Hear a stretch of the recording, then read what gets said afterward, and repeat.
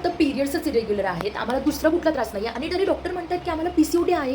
Reel start होण्याच्या आधी ना जे माझे सर्व PCOD PCOS वॉरियर्स आहेत त्यांनी पटापट कमेंटमध्ये आपली हजेरी लावायची. काय आहे PCOD PCOS PMOS?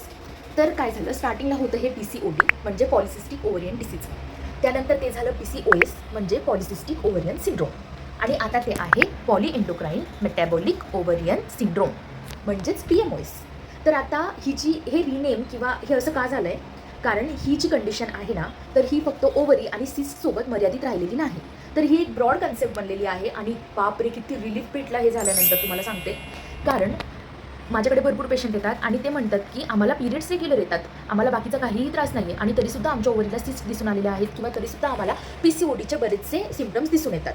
की मग त्या पेशंट्सला काय समजवायचं, किती समजवायचं, यात तर माझी दमछाकच होत होती. आणि थँक गॉड की आता याचं नाव केलेलं आहे PMOS. आणि म्हणजेच हा जो डिसीज आहे यामध्ये hormonal fluctuations, various body conditions, various physical conditions आणि स्किन कंडिशन्ससुद्धा इन्व्हॉल्व होतात. आणि त्या कुठल्या कुठल्या कंडिशन्स इन्व्हॉल्व होतात आणि त्यासाठी काय काय केलं पाहिजे हे आपण आपल्या नेक्स्ट रीलमध्ये शेअर करणार आहोत. त्यामुळे हा व्हिडिओ सेव्ह करून ठेवा, ज्यांना गरज आहे त्यांना पाठवा, मला फॉलो करून ठेवा, आणि तोपर्यंत बाय बाय, स्टे हायड्रेटेड.